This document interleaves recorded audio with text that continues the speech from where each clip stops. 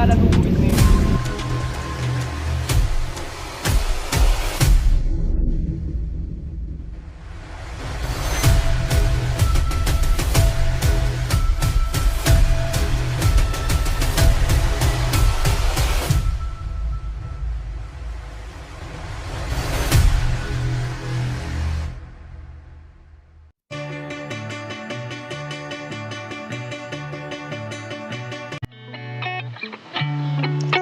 Menceritakan negara Indonesia yang dimana baru 2 tahun merdeka bermunculan berwajah ganda. Seorang jurnalis Indonesia menceritakan seorang yang ia juluki Jamino dan Jolitang, atau orang-orang yang mendadak kaya dan berkuasa di masa revolusi. Jurnalis tersebut menceritakan seorang yang dulunya pembantu, tinggal di kampung, dan setelah revolusi ia tiba-tiba menjadi tuan besar.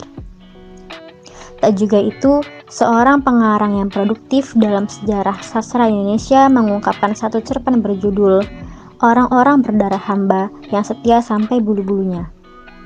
Selanjutnya, tentang korupsi. Menurut Syed Hussein Alatas, korupsi sesungguhnya bermula sejak awal manusia bermasyarakat seusai Perang Dunia II, yang dimana sebelumnya dilakukan oleh pejabat rendahan. Setelah perang, banyak dilakukan oleh pejabat tinggi.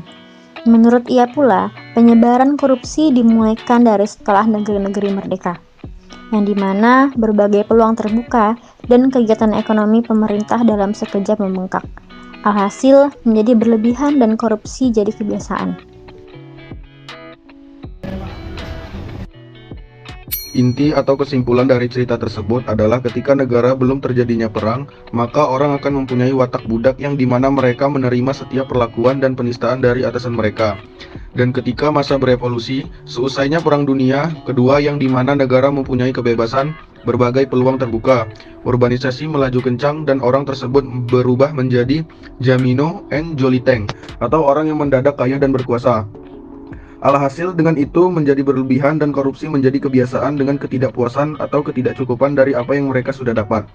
Hasil analisis rupanya watak budak dan korupsi ini tidak bisa terpisahkan. Maka setiap kemerdekaan dan segala bentuk perubahan sosial niscaya bakal melahirkan Jamino and Joliteng yang korup selama kebebasan itu diberikan kepada si watak budak yang setia sampai ke bulu-bulunya.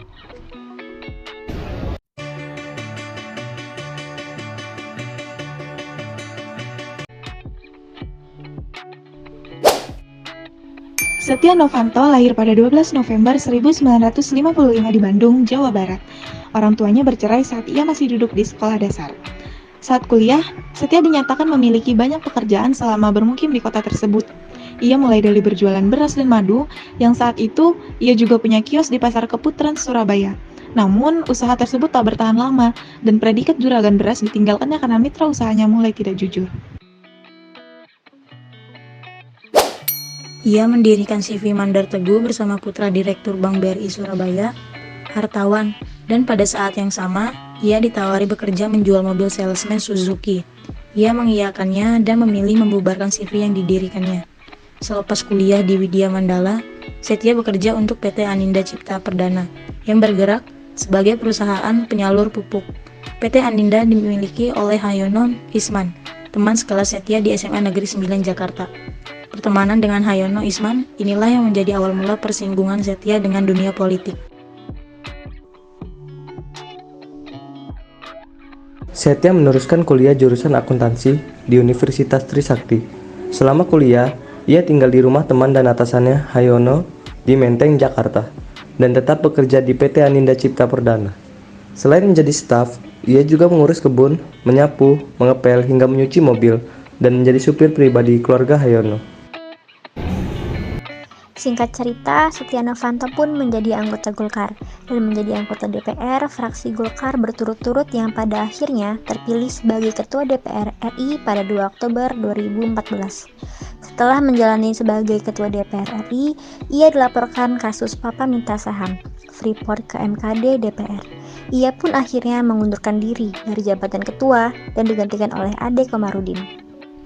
Meski sudah menjadi ketua Golkar dan DPR, kasus hukum tetap mengintainya. Kasus korupsi EKTP menyeret Novanto ke rumah tahanan KPK. Selama proses persidangan sebagai terdakwa, Novanto mundur dari jabatannya di Golkar dan DPR RI. Nama Setia Novanto, mantan Ketua DPR, semakin kuat dikaitkan dengan kasus EKTP. KPK menetapkan Setia Novanto sebagai tersangka. Setia Novanto diduga menguntungkan diri atau orang lain atau korporasi dan menjalahgunakan wewenang serta jabatan yang mengakibatkan kerugian negara sebesar 2,3 triliun dari nilai proyek sebesar 5,9 triliun.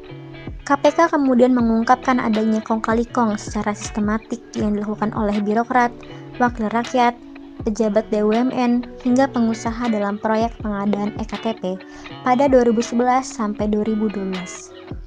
Akibat korupsi berjamaah ini, negara mengalami kerugian mencapai 2,3 triliun.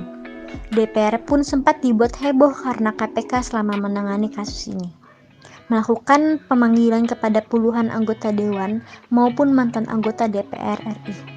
Nama-nama tokoh besar bahkan ikut dikaitkan. Yang salah satunya adalah Setia Novanto.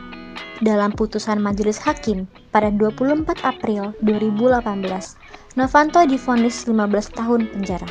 Tak hanya itu, hak politiknya pun dicabut selama 5 tahun. Saya, perwakilan dari kelompok 4 mengucapkan